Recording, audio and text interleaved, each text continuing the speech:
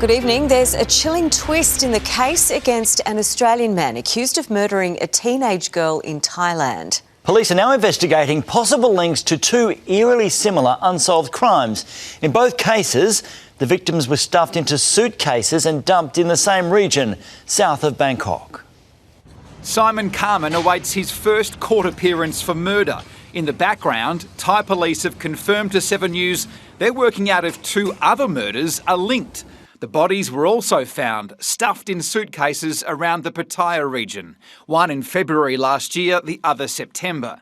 The bags dumped in water and filled with weights. Both cases remain unsolved, the victims unidentified.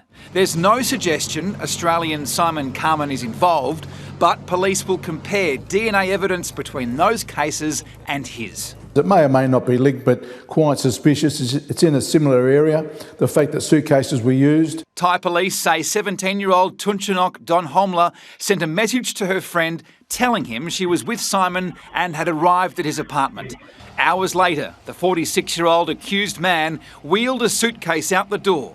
Police allege the teenage victim was inside after being strangled. He didn't know what to do, says the local police chief. So at that point he panicked, stuffed her body into the bag and kept it in the bathroom for about a day before taking it out to be disposed of. When he was back in Perth, this is where he lived, an industrial area. He sold all his stuff and disappeared. Where people who know him say he lived a quiet life. A bit of strange man, I would say. There's a few people around here that aren't surprised by what's happened. The Department of Foreign Affairs can only offer the accused Australian limited assistance. It's a horrific case and I think we've all been horrified. This is brutal, says a tourist from Bangkok. The girl didn't do anything wrong, she was just here for a good time.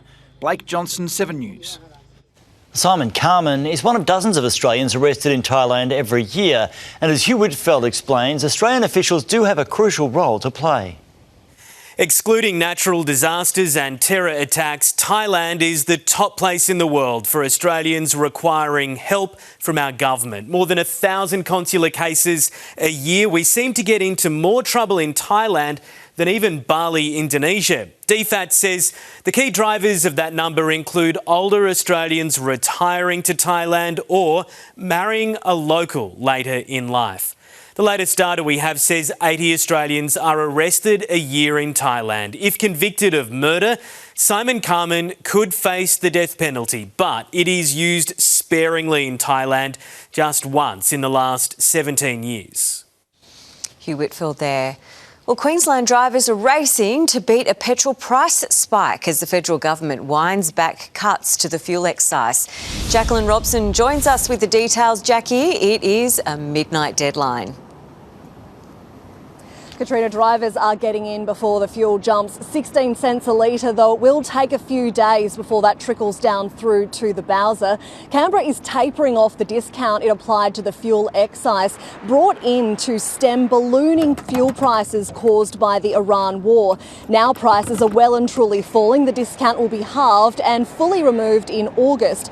Queenslanders are still set to save an average $9 per tank under the new rate, and the ACCC says it'll be closely monitoring fuel retailers as it takes effect. Tonight, the average for unleaded in Brisbane is around 156 cents a litre, 179 for diesel. For those heading to the pump tonight, RACQ says we shouldn't pay more than 154 cents for unleaded. Thanks, Jackie. Well, rescuers say it was nothing short of a miracle that 6 truck drivers survived a crash inferno on the Hume Highway. The fiery pile-up happened just outside Goulburn and turned semi-trailers into ash.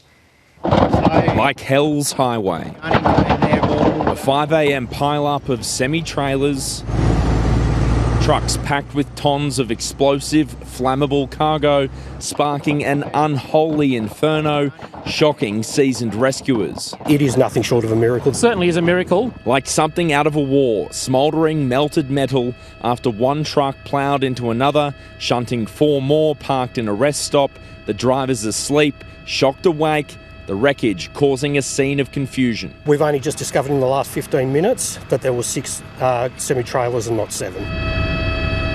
Fueling the blaze, 8 tonnes of butane gas, 38,000 litres of lemon lime bitters, explosive fennel resin, dog food, rice. We've also had memory foam mattresses on another truck, which is proving quite difficult for us to extinguish, as you could imagine. A heat camera showing how even hours later, the wreckage remains a hot white mess. 2 drivers were conveyed to hospital for mandatory testing, but no injuries. The crash shutting 80 kilometres of the Hume Highway, forcing a diversion from Yass to Canberra, then up to Yarra, adding an hour and 20 minutes to the trip. The fire became more than that. It was a hazmat emergency, and firefighters put sniffer drones into the air to monitor the atmosphere for potentially dangerous chemicals. We've notified them residents to stay inside, keep their windows closed. By this afternoon, the Hume Highway was partially reopened southbound as police continue their investigations and scratching their heads on how anyone survived. It blows me away that those six patients were able to walk out of such a scene like that. It was incredible. Josh Martin with that report. Unions are backing a push for young Australians in their first part-time jobs to be paid superannuation. The Albanese government is considering it, but there are concerns the impact on small businesses could see employment opportunities dry up.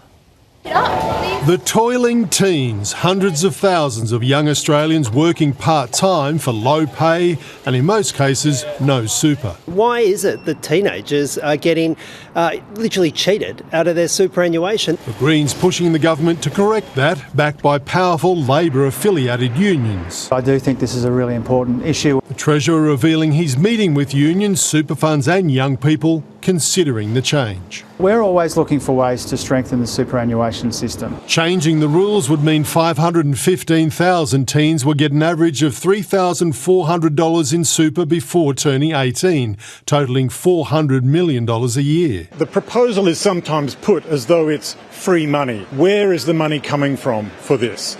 Is it going to hit small business? Employers don't have to pay super to under 18s unless they work more than 30 hours a week, but many do, including Bunnings, Aldi, JB Hi-Fi and Priceline, and many don't, like McDonald's, Coles, Woolworths and Hungry Jack's. Australia's young people under 18 cannot afford to be subsidising billionaires. A Senate vote on the issue is expected tomorrow. Senior sources tell 7 News the government isn't likely to support it now, but in the future might.